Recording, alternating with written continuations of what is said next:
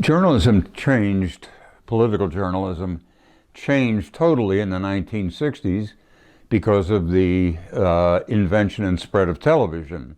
And now, past couple of years, it's been doing exactly the same thing because of the development of smaller cameras, of tape recorders, and the internet. It's just a different business. There's so many more ways to distribute information than there were when I started in this business. Yeah. And would you say when television and kind of more digital platforms have developed, would you say that journalists kind of sway the public's opinion more of certain candidates? I think that I think that media as a globe thing gets information to more people and gets much better information than we did, say, in the 1960s, where you had newspapers, magazines, and televisions. Now, whether all that information is good or not, I don't know, but there are certainly many, many thousands of more sources than there used to be, thousands of more minds behind what people are saying. And if going back to that 1960 thing, when John Kennedy was elected president in 1960, he was asked after he took the presidency what he thought was the most important medium in the country. And he said Time magazine. Well, Time magazine probably now is about the 10,000th most influential medium in the country.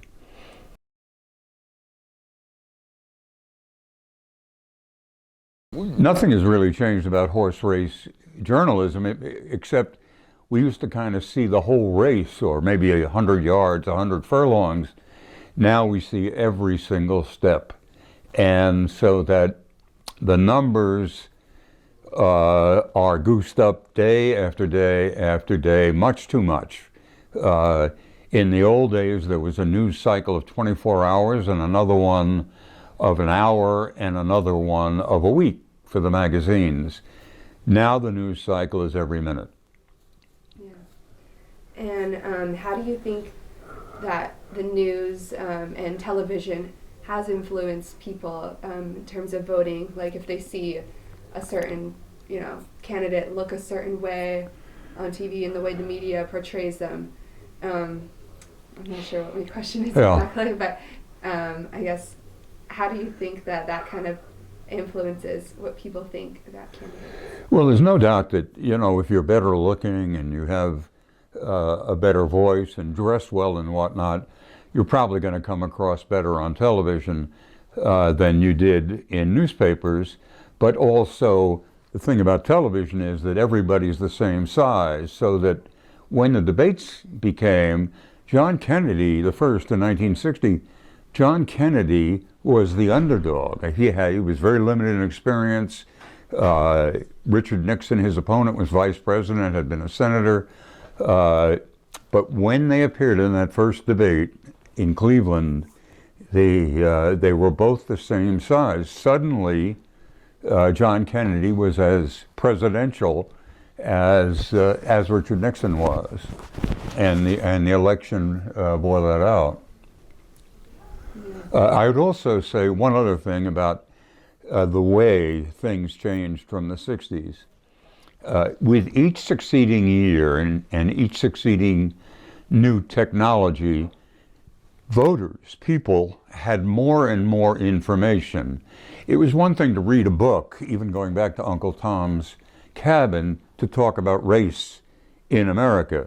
It was quite another thing when television showed people sitting in their homes all over the world, little children being hit by fire hoses, and police using dogs in Birmingham to attack children. And that probably had more impact than anything any candidate said about civil rights, whether they said it on television or in print or a book.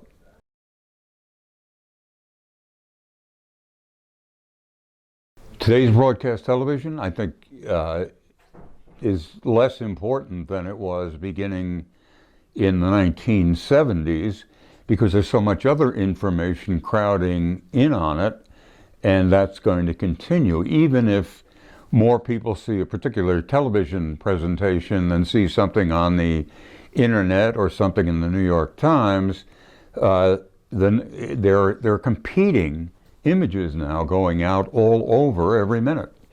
So people have to think differently.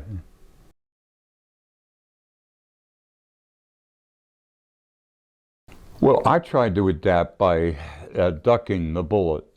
I began in newspapers. I had a television career. I produced several documentaries. I had my own interview show for 5 years.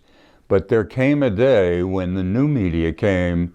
The day I really realized that I wasn't going to go much farther was I had a book. I went to books, and I think books will survive everything. I've written 20 books, but one of them was about photography and the Kennedys. And it was a huge, big kind of what they call a coffee table book. And my son was there when I opened the first copy, and I realized there was a CD in there, and that when you played the CD, you would get film of the Kennedy family and of Kennedy running for president. And I said, wow, that's really something. And my son said, Dad, that's a 20-year-old technology. So I think I probably peaked with CDs, and I do social media back and forth with friends, but I don't really, I publicize my work with social media, but I don't distribute it with social media. Mm-hmm. Do you think that television and and print are going to kind of eventually die out, or? I don't think television and print will die out. In fact, I think what they will do is combine.